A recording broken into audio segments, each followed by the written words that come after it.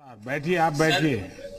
जसवीर जी, सबसे पहले आपको और जो भी इस कार्यक्रम में हमारे साथ जुड़े हैं उन सबको 2022 की बहुत बहुत शुभकामनाएं। आपके एफपीओ के नाम में जीवामृत भी है और ऑर्गेनिक भी। इससे ही पता चलता है कि यह ऑर्गेनिक और नेचुरल फार्मिंग में काम करता है। आपने इस तरह की फार्मिंग का ही चयन क्यों किया? सर, सबसे पहले आपको जीवामृत कंपनी की ओर से और यहाँ समस्त अधिकारी की ओर से हार्दिक नववर्ष की हार्दिक शुभकामनाएं।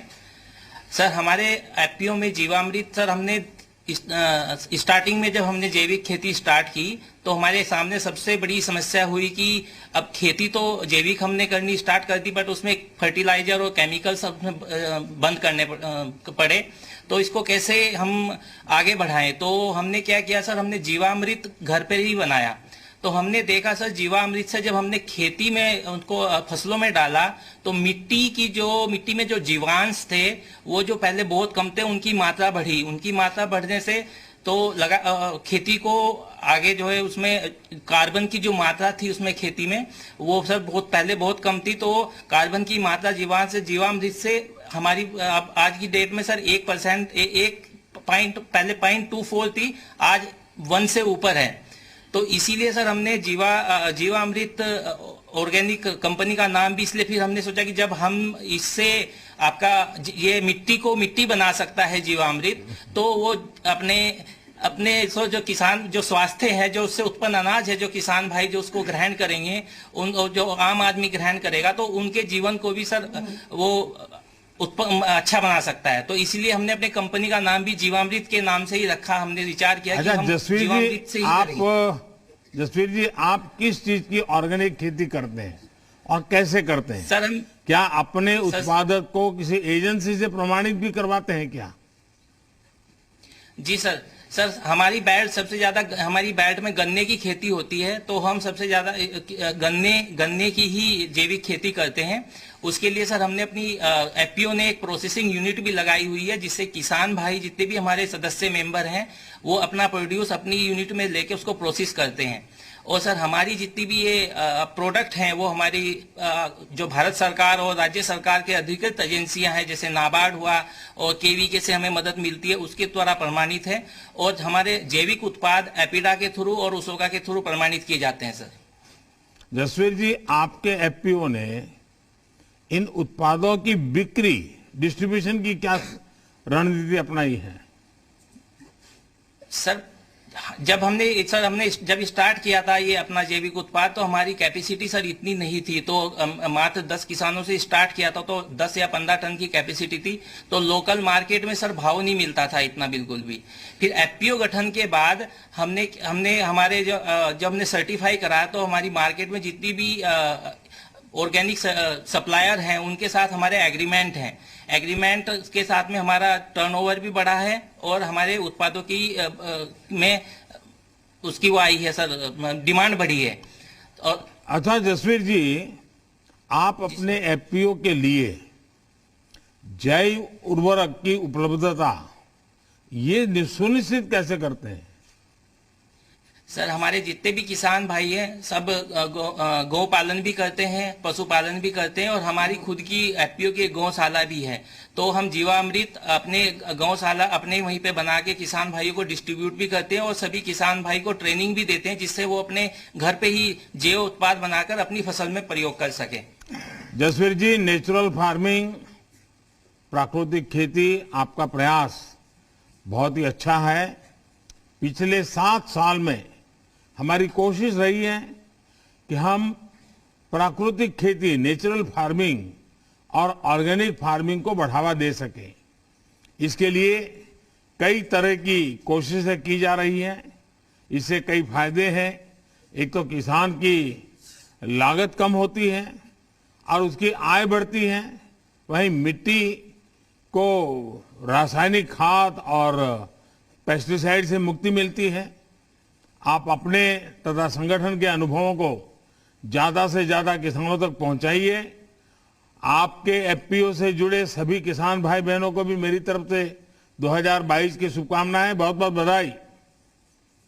बहुत बहुत धन्यवाद। संवाद हेतु पंजाब से जागृति किसान उत्पादन संगठन नामक एफपीओ के किसान सदस्य श्री रविंद्र सिंह जी को आमंत्रित करता हूं।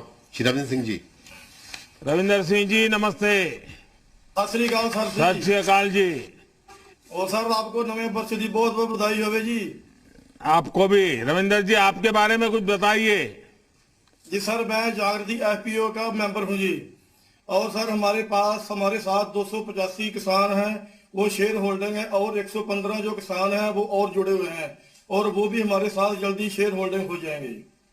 ये आपको एफपीओ बनाने का विचार कहाँ से आया? सर पहले हमारा किसान क्लब था और उस पर हम थोड़ा थोड़ा काम करते थे, जैसे दालों का, गुड़ का और सरसों के तेल का। और 2015 में हमने एफपीओ बनाई नाबार्ड की मदद से। अच्छा रविंद्र जी, मुझे बताया गया कि आपके एफपीओ ने कस्टम हायरिंग सेंटर सीएससी भी बनवाया है। आपके सीएससी के जरिए किसानों को क्या सेवाएं दे रहे हैं? सर हमारे पास एक सुपर सीडर है, 3 हैप्पी सीडर है, 2 रूटावेटर और 3 जीरो ट्रेलर है, और एक चॉपर और एक मल्चर भी है जो पराली को जमीन में ही दफन कर देते हैं। और सर पहले तो हमने 100 एकड़ में ही काम किया था, और जब हम किसानों को पता चला कि इससे पराली को जलाने से निजात मिलती है, और अब हम 100 हेक्टेयर में काम कर रहे हैं, और हमारे किसान हैं वो खुश भी हैं कि पराली जलाने से निजात मिल रही है बहुत। अच्छा, इतना बड़ा काम आपने किया है तो सीएससी की तरफ से भी कोई लाभ मिला है आपको? जी सर मिला है, नाबार्ड और आपकी जो सरकारी है जो मशीनरी है उससे लाभ मिला है जी।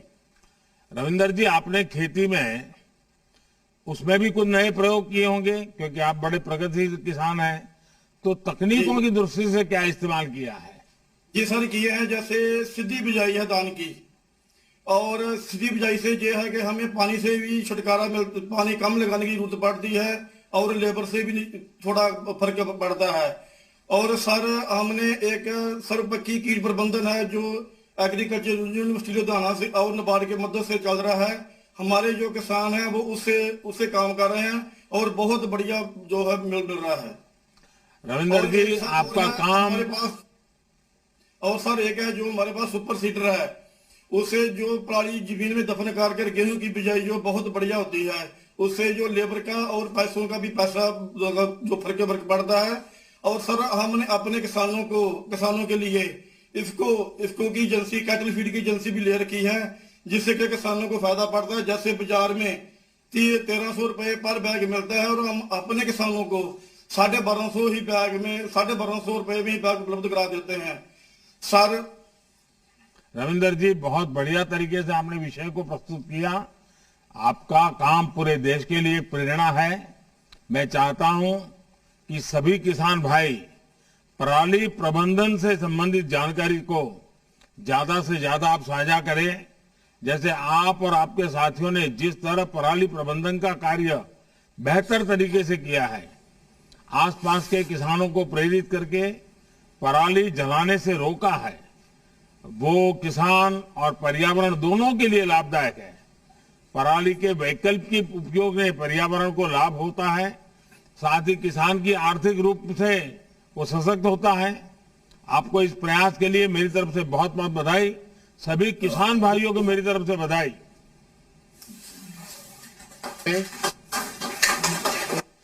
राजस्थान से भरतपुर हनी फेड किसान निर्माता कंपनी लिमिटेड नामक एफपीओ के श्री इंद्रपाल सिंह जी को